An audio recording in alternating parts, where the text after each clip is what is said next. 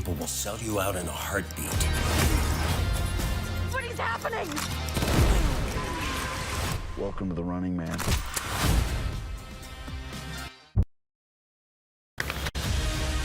Welcome along, everybody. So France have just beat Senegal 3-1. We showed you the scenes at the Barge at half-time when it was 0-0. This is the scenes as well after the match. It's all sunny in Seattle, and Nico Cantor is right in the middle of it all.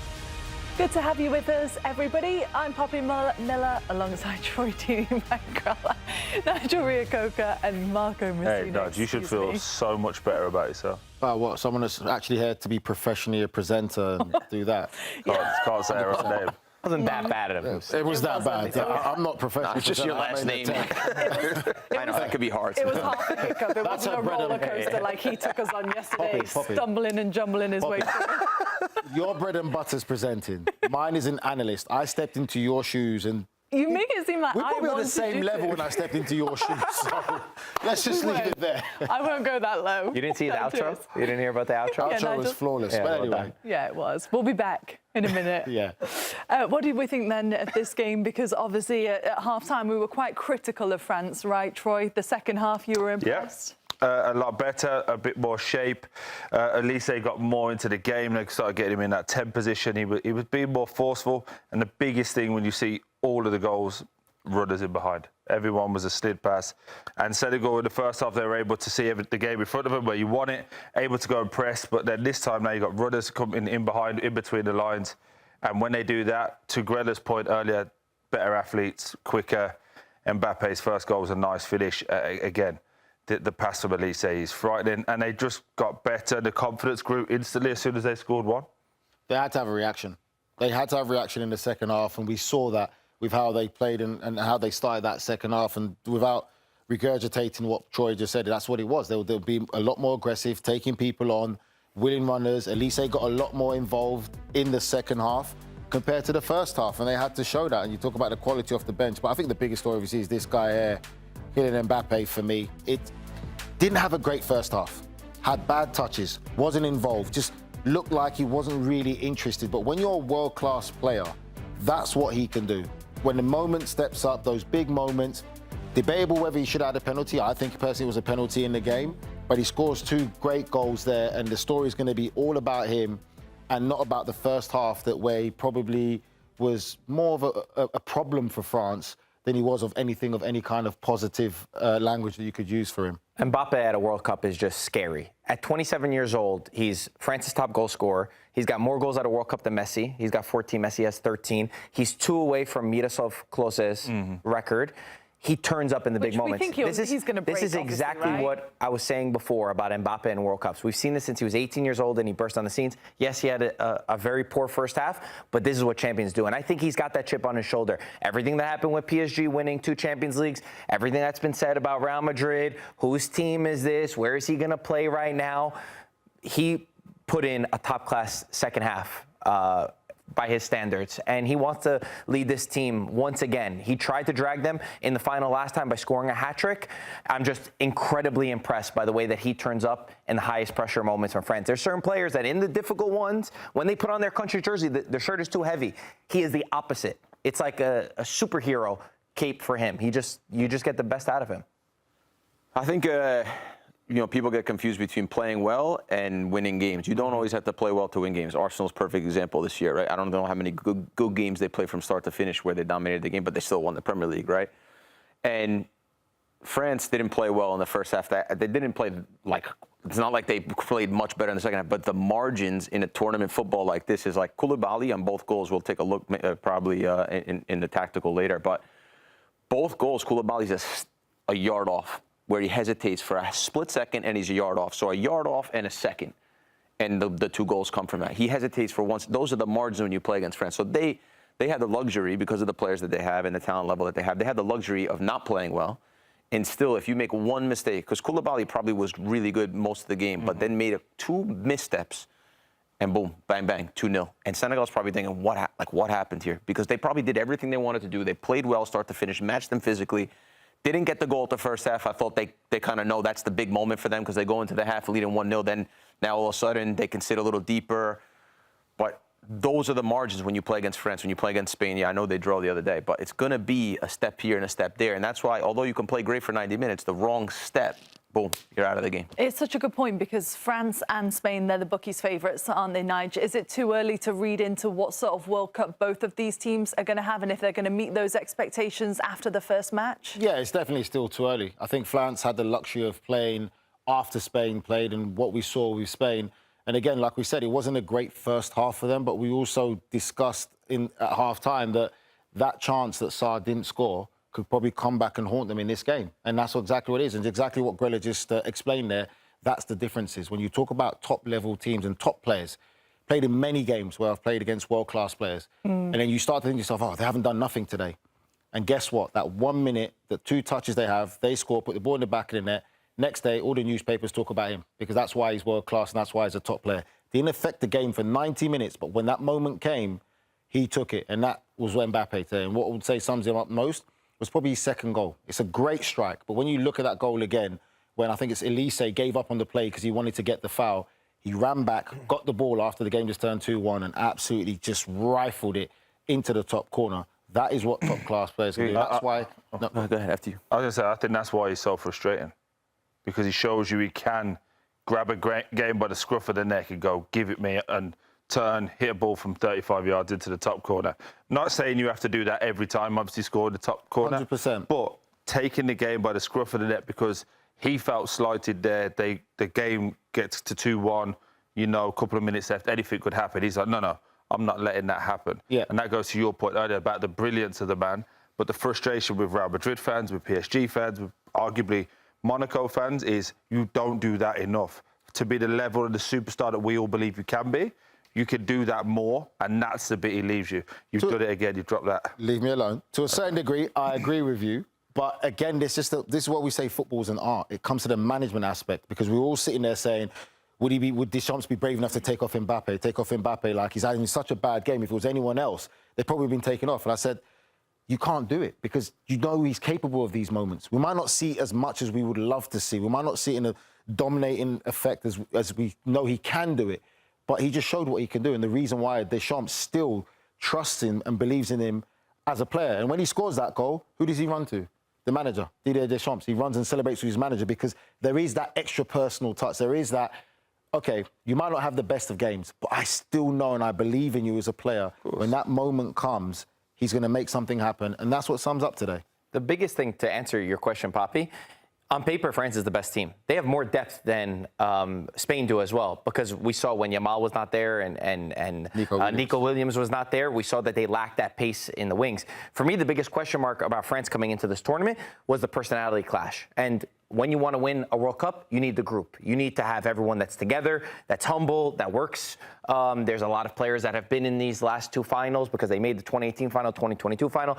Can they still be motivated? That's my question. It's not on the talent end. And they reacted after a really bad first half against one of the best teams. Reminder, this is a Senegal that everyone was talking about. People saying dark horse, they could go and win it all. That's the conversation around Senegal. So they showed me a lot in the reaction in the second half, and that is the question mark around Win all of what? The World Cup? There's people that say it, not me, but people say they could go all the way. Who? Senegal. I want to know all 5 people that you know who said that.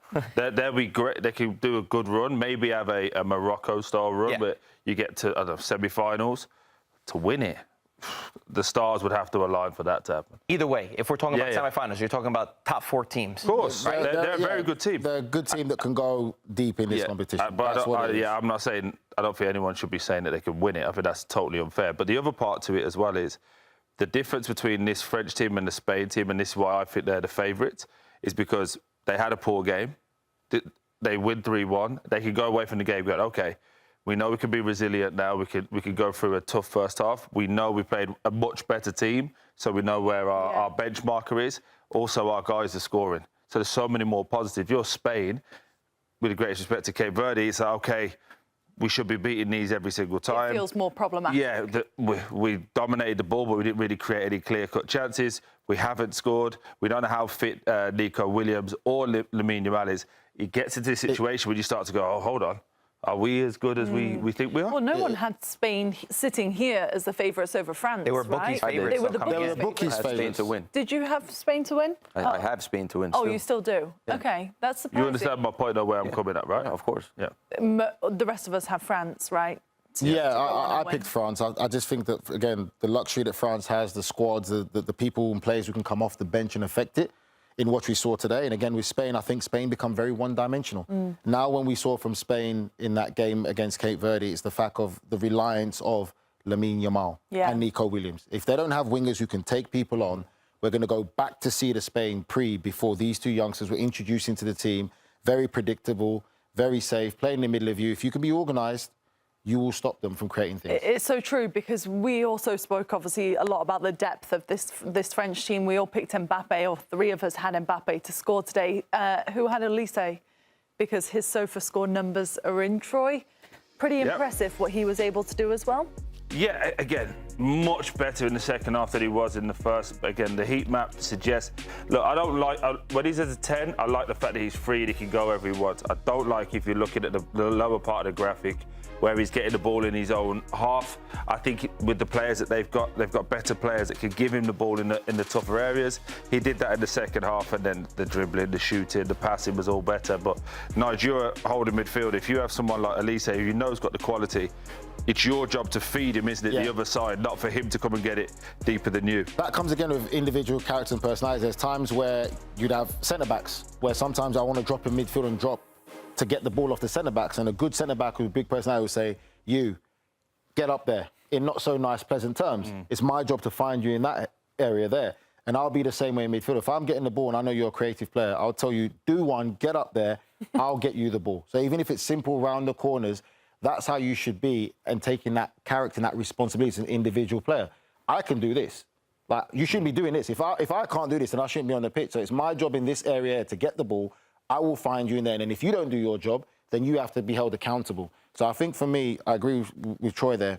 Players like Elise and all those need to be in that final third. You need to find them in their pockets. There's no need for them to drop in the same position as a Tchouaméni or Rabiot to get the ball.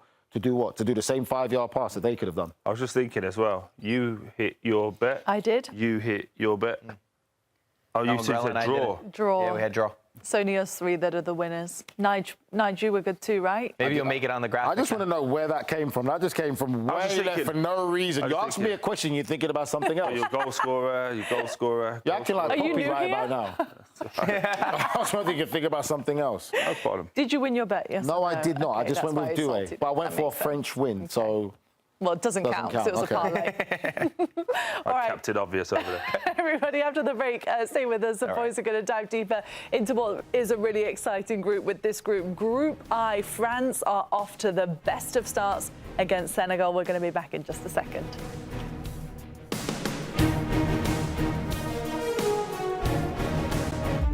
At the start of every year, I find myself wondering again, constantly questioning life's mysteries. Could I make it in the UFC octagon? When Jeff Probst asks survivors, ready? Do they ever want to say no? Has Dexter ever considered meditation? Will Beth and Rip make it last on the new series Dutton Ranch? If not, Rip, call me. Stream new series and returning favorites, plus huge events. It's going to be the biggest year yet. Welcome to the Running Man. The rules are simple. Survive 30 days. But the entire nation is hunting you down.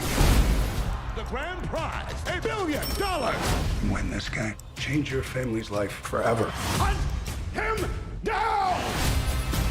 People will sell you out in a heartbeat. What is happening? Welcome to the Running Man. I'm back. I'm really back. Why am I here? I'm not dead, right? Disruption on this campus will not be tolerated. If I look crazy, it's because that's how I feel. I don't know how to live in two worlds. There are others. But they're not like us. We need to get out of here now. Open your eyes. Paramount Plus has a mountain of movies. Wow. New movies. Timeless movies. Guys who are running out of time movies. So get in on the latest blockbusters.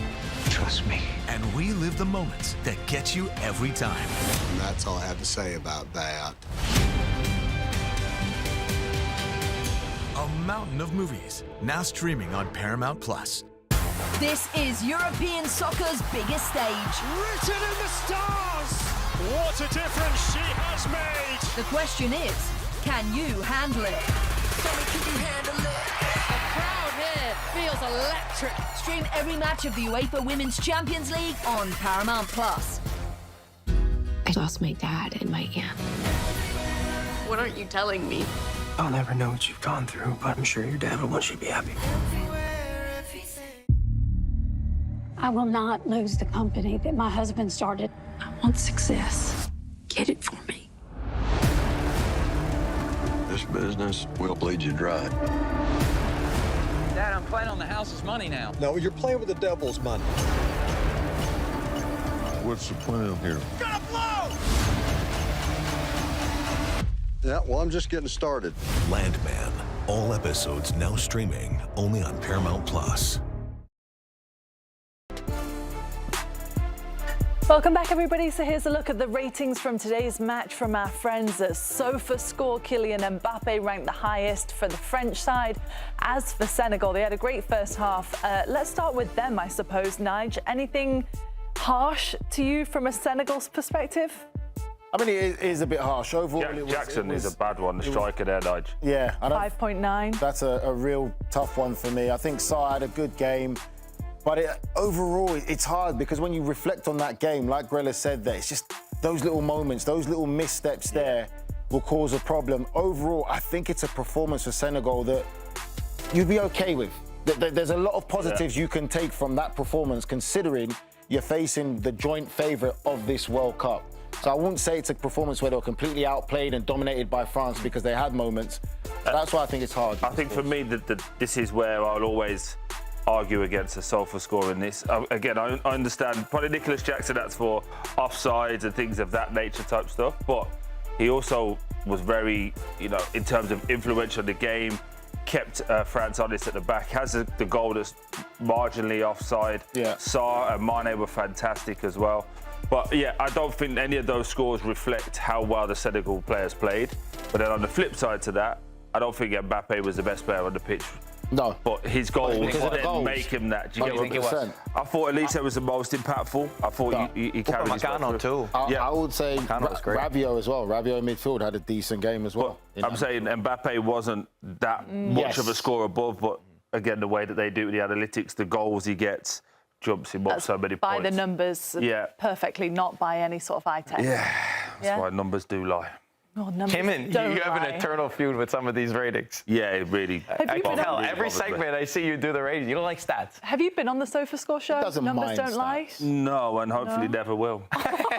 So the more I talk bad about it, the less they're going to have me on it. I don't think that's how it goes. I think the more that you talk bad about it, the more you'll find yourself on it. Don't worry. Yeah. Who does that show? Nico and Chris. JD and Chris. It's a rotating cast, which means... Clearly it is, because you had no clue who was on it, so that's why I'm not going on it. So it's just watching Grella fiddle with the iPad. Have you figured it out, He's Grella? doing numbers do lie. Have you drawn any portraits of anybody on it, or are you actually going to talk about the football side? Believe it or not, these guys are not moving for me right now. You broke it, is what you're saying. Yeah, they're sluggish, but we could still show it if we want to go to it. We could still show some of the movements and how France were able to pull apart the back line. Obviously, Senegal played in a more defensive position formation when they didn't have the football. So we'll take a look. Their back line looked like this. They played in a back four, actually quite brave against this front three to play only with the back four. A lot of teams you see go and play with five. And then they had their midfielders in here. We'll just draw them, and then they had one up top, right? So what they really did well with these two players, said off. The two fullbacks. Yeah, it wasn't another one here. Okay. What they do with these fullbacks here is they push them high and wide, really high and wide. So they're trying to get the ball beyond this player right here, beyond that left midfielder, and the same would happen on the other side. Now, remember their back line here. So their back line is here. So how do you pull this back line apart? If you're France, the way you pull this back line apart is we always talk about these two players right here never being on the same line. And what I mean is never being on this same line and never being in the same interior. So what would happen was Olise would come inside, which means he was able to go on the outside and go higher up and take that position there, right? So that's one part of it. If he was high and wide here, right, on the fullback, then he would come inside and sort of play here a little bit Pep Guardiola style, right? So that's how they were able to pull them apart. And the goal comes from, we lost the defender here. The goal comes from Olise. This combination happens, right? So this player is, Koundé comes up here and Olise is able to take this position inside like we just spoke about. And then there's this great little movement. Dembele, the number 7 here, was here, right? And they were both occupying the center backs. Now to create space is a simple movement as this. He came in here, and he took this defender out of the game, which left this space right here. There was a huge gap right here. And then Koulibaly took 1 half step, and Mbappé timed this run right, and he finished it here. That was how they were able to pull that back line apart. The second one, they get caught man for man. So Senegal gets caught like this. All the French players are back here, and the Senegalese players as well, and it was caught this way. And once they break, it was Barcola who made this fantastic run. He starts here.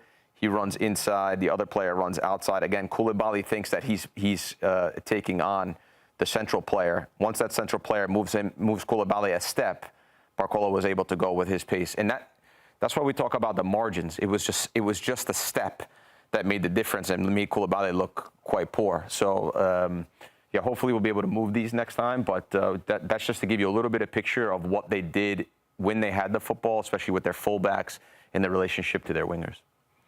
Very good. He's good at explaining it. Just to be fair, also as well, when we talk about the attacking movements as well.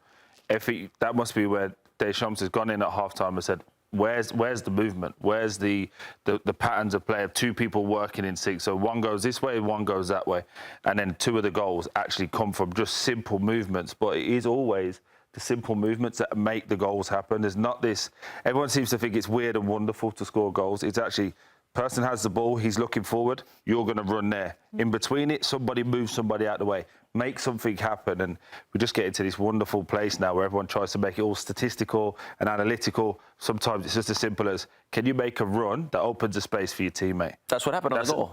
For both 2 of the goals. Yeah. That was exactly it. Yeah, you don't need actually the board to do it. Like there's 2 center backs. One of the strikers came into the midfield and he took the defender with him. Now that obviously is going to leave a gap there. And if you time it right, it's impossible. I think that was a better explanation. I thought that was good. I liked it. It was good because you understand it. It's the life of a defender marking Mbappé, though, right? It's like us. You pick up the kids, you make them a sandwich, you make dinner, you make money, you go to work. At night, you've done everything right. You fart in bed, and your wife wants to kill you. Bro, it's like our life. You make one mistake, that's it. The whole day goes to waste, and that's the life of a defender. What? Where do you come up with these? They're moving now, by the way. You don't even know what to say. Come on.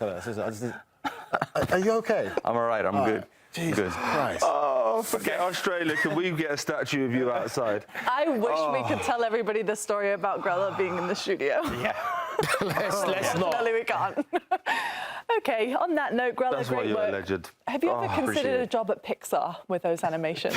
They were pretty good. We're getting there. We're working on it. We'll have these guys moving for us. Perfect. Okay, then from the New York City metro area group all the way through New England to Boston, it's where Erling Harland and Norway are going to begin their first World Cup campaign since 1998 against Iraq tonight. At the start of every year, I find myself wondering again, constantly questioning life's mysteries. Could I make it in the UFC octagon? When Jeff Probst asks survivors, ready? Do they ever want to say no? Has Dexter ever considered meditation? Will Beth and Rip make it last on the new series Dutton Ranch? If not, Rip, call me. Stream new series and returning favorites, plus huge events. It's going to be the biggest year yet. Welcome to the Running Man. The rules are simple. Survive 30 days. But the entire nation is hunting you down. The grand prize, $1 billion.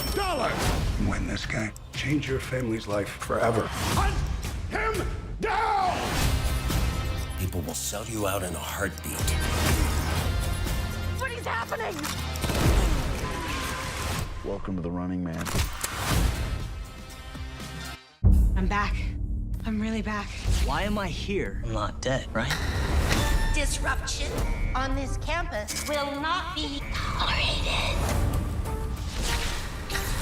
If I look crazy, it's because that's how I feel. I don't know how to live in two worlds.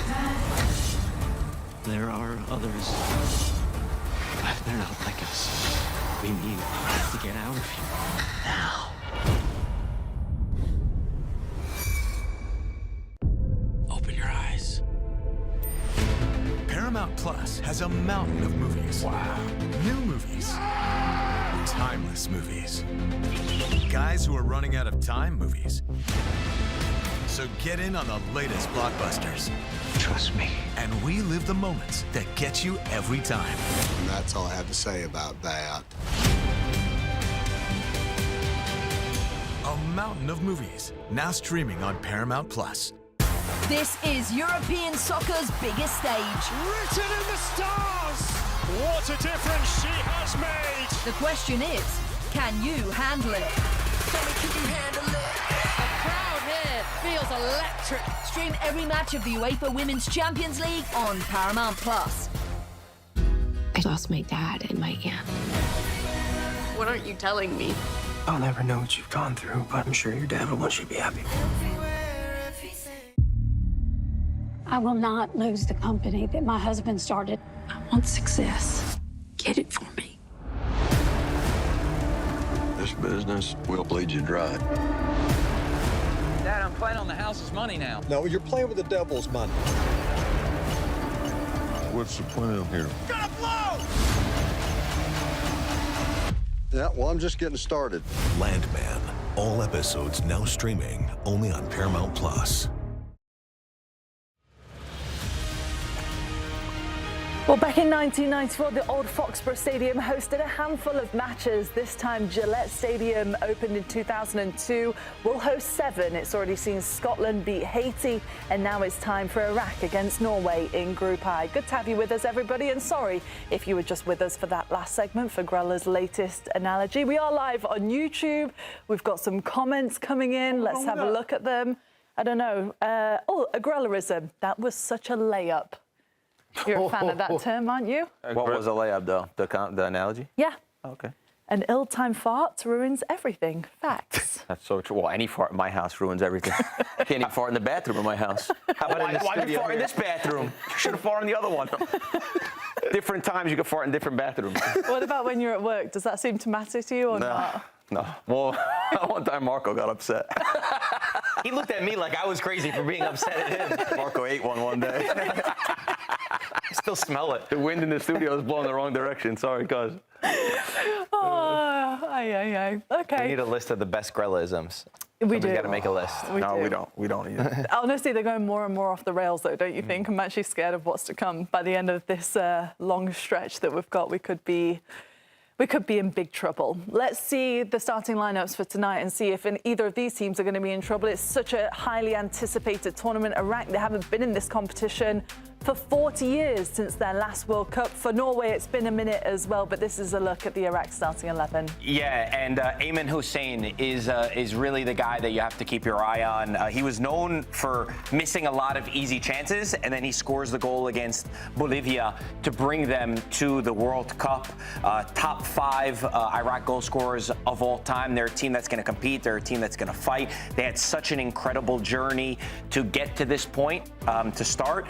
And their coach, Graham Arnold, says that they are going to be the team, that this 11 is going to be the team that shocks the world. That is a quote from him. Of course, they're dealing with so many political tension throughout their qualifying, where the airspace was canceled. They were not able to train altogether. And he says all of that put together has given them the motivation to make sure that they can compete against Norway, compete against France, compete against Senegal, compete against any teams in the world. So it'll be interesting to see how that does push them. He's Australian as well, right? Yes.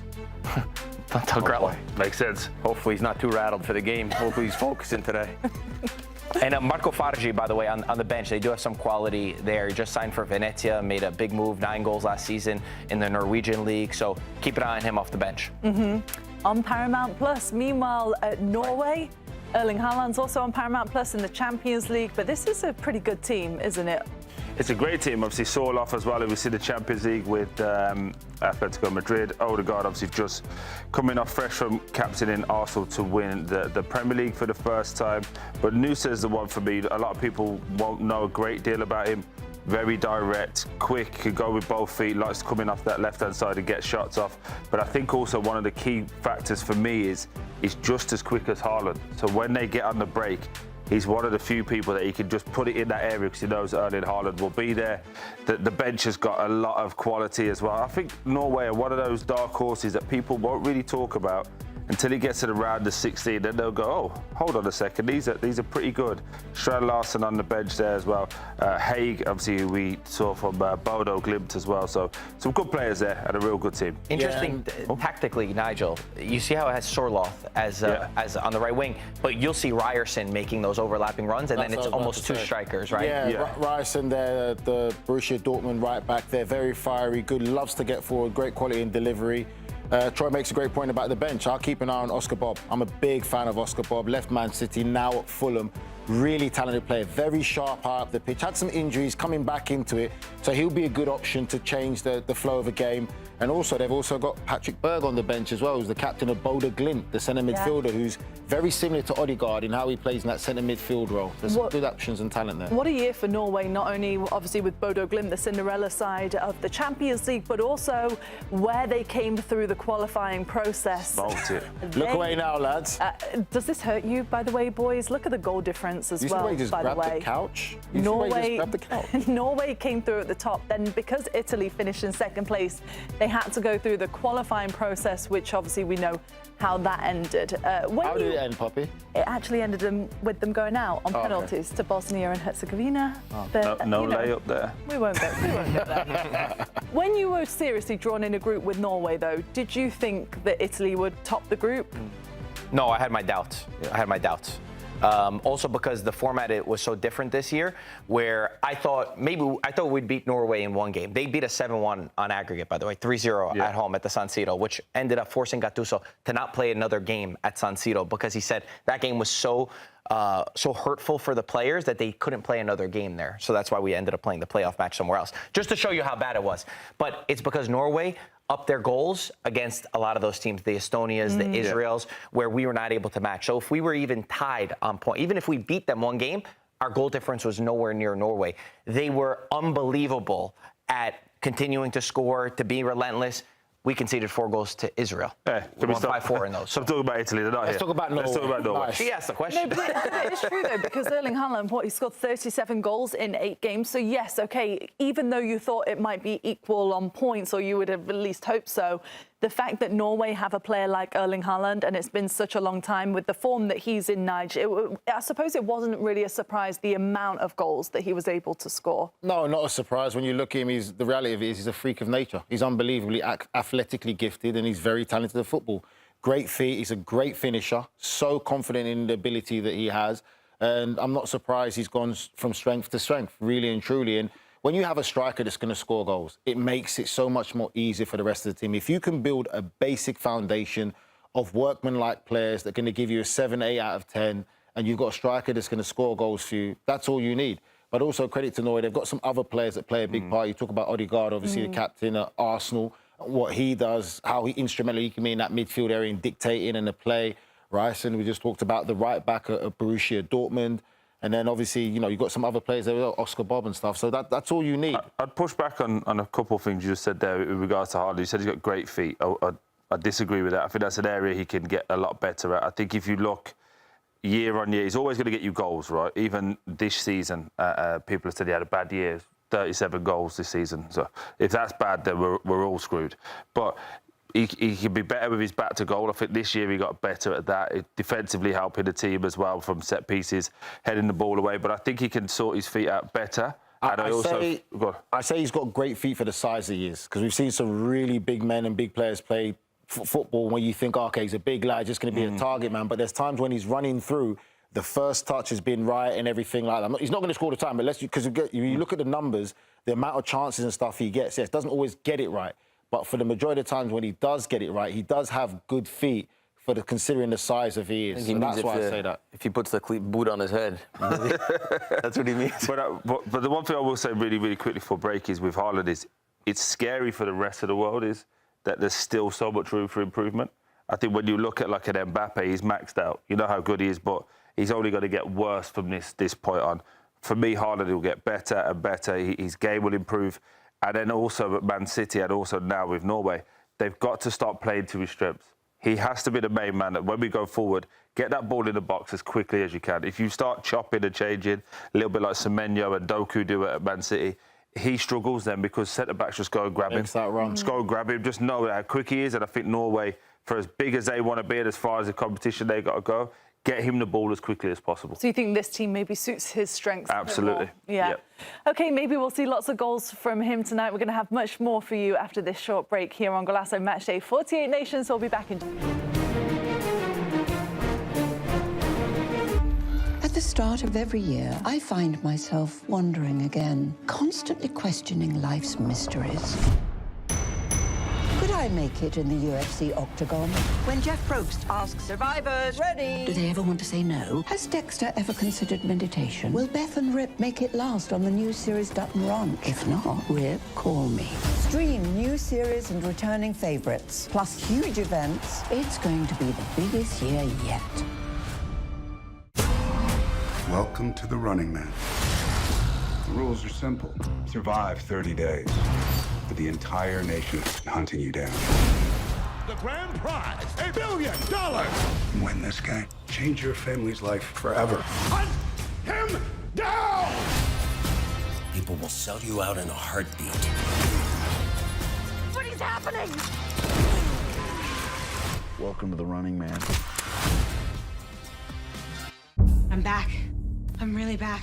Why am I here? I'm not dead, right? Disruption on this campus will not be tolerated. If I look crazy, it's because that's how I feel. I don't know how to live in two worlds. There are others. But they're not like us. We need to get out of here. Now. Open your eyes. Paramount Plus has a mountain of movies. Wow. New movies. Timeless movies. Guys who are running out of time movies. So get in on the latest blockbusters. Trust me. And relive the moments that get you every time. And that's all I have to say about that. A mountain of movies, now streaming on Paramount Plus. This is European soccer's biggest stage. Written in the stars! What a difference she has made! The question is, can you handle it? Tell me, can you handle it? The crowd here feels electric. Stream every match of the UEFA Women's Champions League on Paramount Plus. I lost my dad and my aunt. What aren't you telling me? I'll never know what you've gone through, but I'm sure your dad will want you to be happy. I will not lose the company that my husband started. I want success. Get it for me. This business will bleed you dry. Dad, I'm playing on the house's money now. No, you're playing with the devil's money. What's the plan here? Gonna blow! Yeah, well, I'm just getting started. Landman. All episodes now streaming only on Paramount Plus.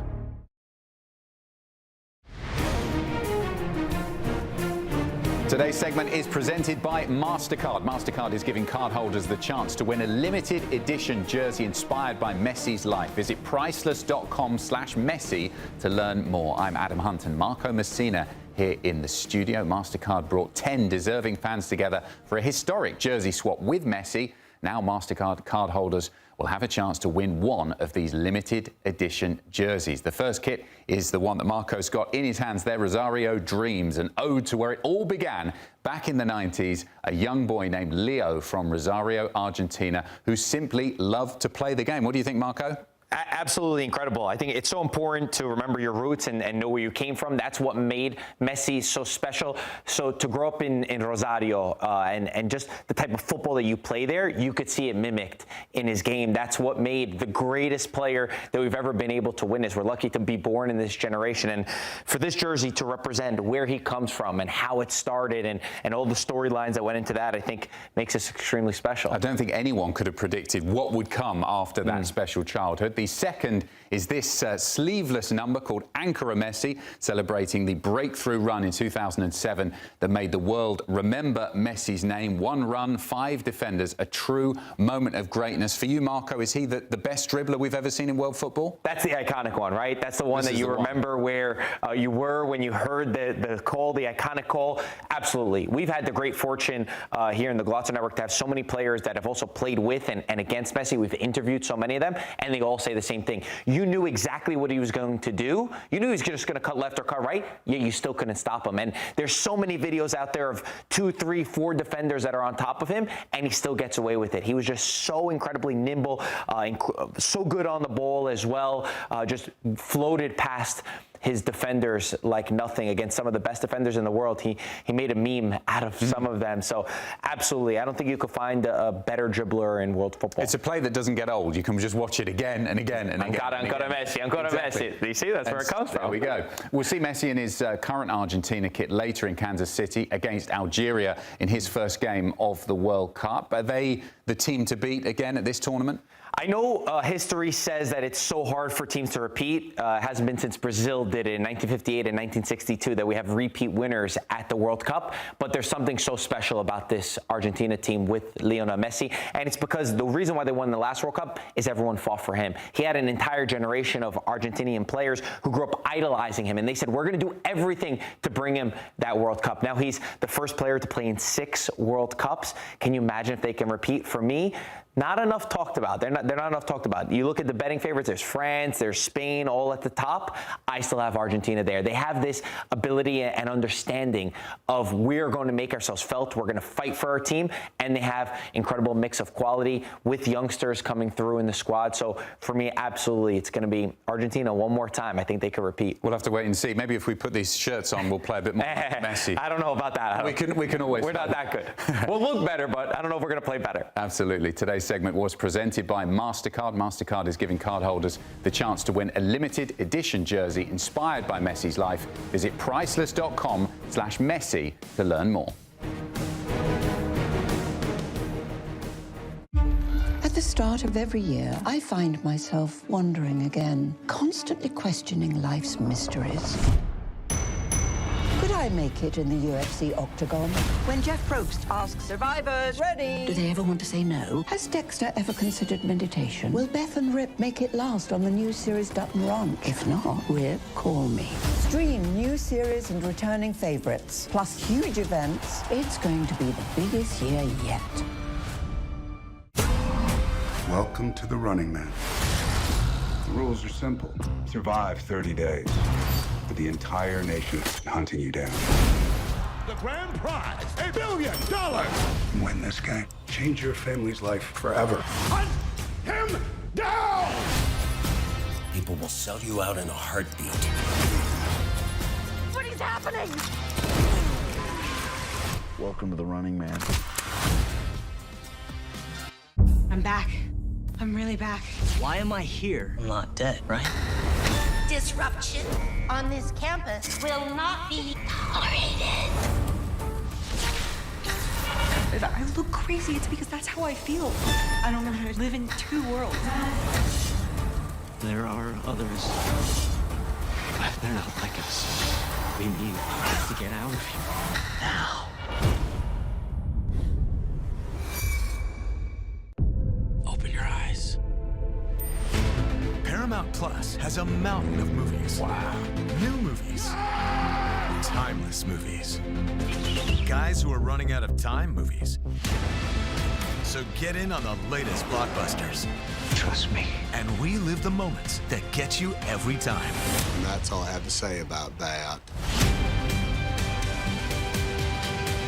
A mountain of movies, now streaming on Paramount Plus. This is European soccer's biggest stage. Written in the stars! What a difference she has made! The question is, can you handle it? The crowd here feels electric. Stream every match of the UEFA Women's Champions League on Paramount Plus. I lost my dad and my aunt. What aren't you telling me? I'll never know what you've gone through, but I'm sure your dad will want you to be happy. I will not lose the company that my husband started. I want success. Get it for me. This business will bleed you dry. Dad, I'm playing on the house's money now. No, you're playing with the devil's money. What's the plan here? Gonna blow! Yeah, well, I'm just getting started. Landman. All episodes now streaming only on Paramount Plus. I just cannot wait for Friday, everybody. It is Mike Grella against the rest of Australia, meaning the US men's national team against the Socceroos. 2 o'clock Eastern, tattoos, money and pride on the line. And if you're thinking tattoos, what tattoos? Well, this is just one of the many videos that's on the internet right now. Have a look. All right, Mike Grella, that's enough, mate. I am so confident that we're going to beat the US this week that I'm willing to make a deal with you. If the USA beat Australia, I will get your face tattooed on my leg. But if Australia beat the USA, you have to finally admit that Nestor Irankunda is the real LeBron James of soccer on your broadcast, and then you have to clip it onto your Instagram and leave it there for at least 6 months. Australians, tag Mike Grella below so he sees this. The deal is on, baby. Let's do it. Said a lot worse things on this network. Irankunda is one of the best players. I'm a fan of Irankunda, by the way. I said it before the other day, and I did say that's their best player, right? He's the guy to watch out for. So But you said it as a diss. Just I don't know who that guy is anyway. Are you going to accept the challenge or what? He's going to get a tattoo of your face on his leg. He's the guy who plays for Watford, though, Irankunda. Irankunda plays for Watford. No, he's saying this guy. Who is it? No, this guy. No, I don't know who this guy is. Do you accept the bet that he's going to get the tattoo of your face on your calf? How do we know he's going to get a tattoo, though? I'm sure they'll get a tattoo and put it on there, bro. He could go with Troy. Troy needs a tattoo with Ollie I'm sure he'll McBurney. get a tattoo. Put it on. Are you going to accept it then, Mike? I got to tell you something. I'm glad you guys are getting a kick out of this. I really don't care who wins. I still got to pay my mortgage at the end of the month. So it doesn't actually matter who wins or that gentleman. I don't know who the hell he is. If he puts a tattoo or not put it to me, don't matter to me. If he wants to do the bet, we could do the bet. There's no problem. I have no problem. He does. So are you saying sure, yes? I'll do the bet. If Irankunda has the tournament he has, I'll be the first guy to clap my hands. He's saying. Just for the US game, bro. If the US lose, then you've got to say he's great. But we've said worse things than Irankunda and giving him compliments. Oh, yeah. If that young player can score goals in the World Cup and Australia do something that no one expected, by the way, not even the Australians expected, I'll be the first one to say, I was wrong, well played, well done. I mean, there's nothing wrong with that. Do you know what this means, though? You're going to have to take your 3 pinned highlights from your playing career off your Instagram to put this one in place. Are you okay with that? That's fine. I'll do it. Okay. If it makes you guys happy, I'll do it. Okay. She's so nasty. I want to watch the game more to find out what happens between him and Australia. Or we could go to yours where you're walking through the hallway like, oh, I work again today. Oh, he's such a hater. Anyway, let's go to Buckets because we've got lots of love to give to you, Buckets. Well done. First of all, you're the betting expert. Do you think that's a good bet for Grella to take? I've seen all the hate Grella's taken over the last couple of weeks. I'm staying neutral. This game's going to end in a draw. No one's getting a tattoo. No one's putting anything on Instagram. 2-2 correct score. Not going anyone near this, Mike. This is all you, buddy. Oh, Buckets, that's no fun. A draw doesn't really do anything either way, does it? Well, it helps me because I'm not getting yelled at by a bunch of angry Australians. But if I have to take a side, of course USA's winning, guys. What are we doing here? Mike Grella, you got this. Buckets, you're 6'6". Why are you scared of some little Australian? Little Australian. It just gets worse and worse for the Aussies. It's getting worse, guys.